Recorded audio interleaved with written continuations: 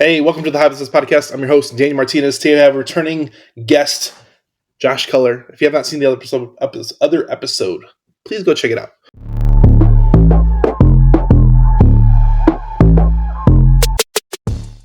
We talk about podcasts, marketing, and Gary, Indiana, of all topics. But definitely go check it out. But today is Deal Breakdown, where we cover cool, interesting stories provided by today, Josh Culler. So what is a cool, interesting story you have for us today? Oh man. So in that recording, first of all, thanks for having me on. Great questions that you brought to the table. So make sure you guys go listen to that. We talked about kind of like my origin story, where I got started, that sort of thing. I've been in this industry for over 10 years now, going on 13 years. And it's kind of funny, dude. So my very first deal that I ever did, so I'm in the marketing field. So I do a lot of marketing with real estate investors, coaches, educators in our industry. I only work with people in the real estate investing space. So I don't do a lot of deals myself, but early on in my career, I did a few. My very first one, I was doing it with my buddy, Gary Harper, and we were wholesaling in Michigan at the time. And this was not saying that we invented it, but this was back when virtual wholesaling really wasn't a thing. But Gary and I both knew that we didn't want to travel out that far to go look at properties. So we did virtual wholesaling, and we kind of put the pieces together. Gary's a very systems and processes driven person, so he helped a lot with that. And then I did a lot of the tech side of things. And the first deal that we ever did together, he had done some off by himself before that, but me involved. I locked down a property, found a property in Michigan.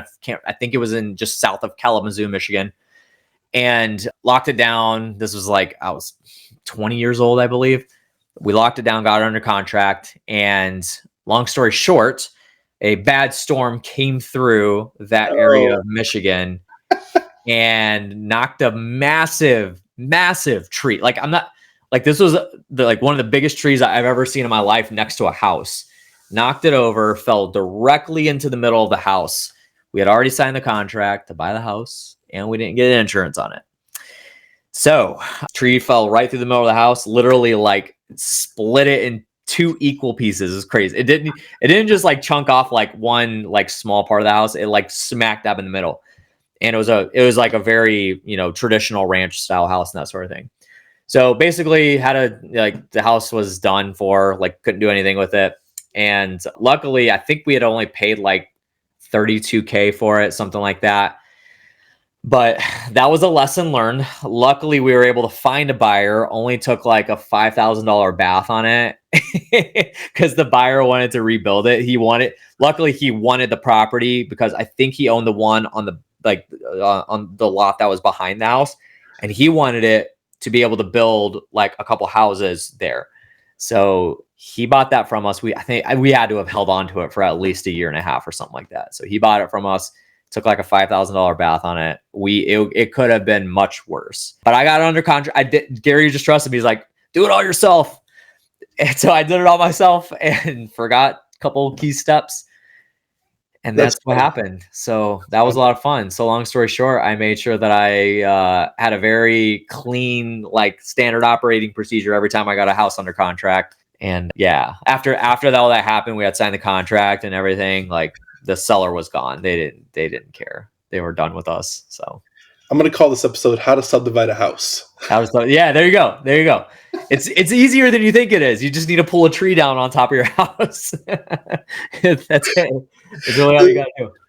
It's funny because I do a lot of subdividing with land. So, like, how to subdivide a house. This is the first story of how to subdivide a house. So yep.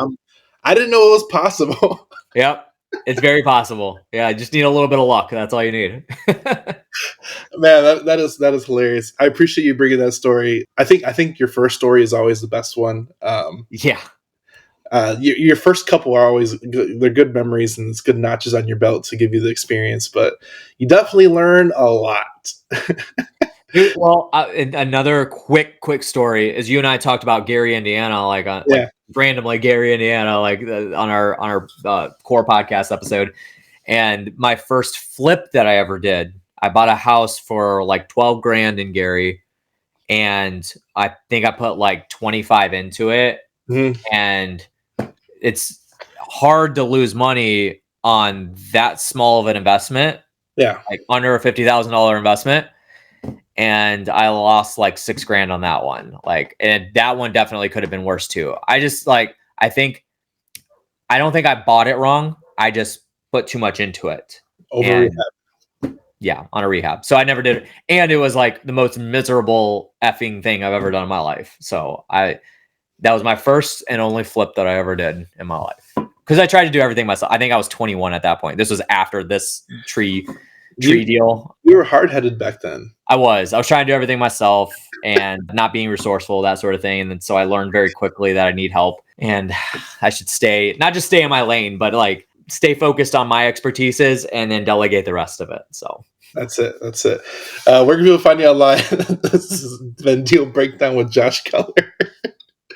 Culler Media, CullerMedia.com, and he does content production for podcasts. Go check it out. And RR Marketing Weekly. For everybody here, go like, share, subscribe. Thank you, Josh, for coming on the episode. We'll see you next time. Thanks, man. Hey guys, we hope you're enjoying this content. If you have leads that you need to dispo anywhere in the country, please visit hivebc.io, like hivebuyersclub.io, and we'll help you move those deals that you need to get into the marketplace.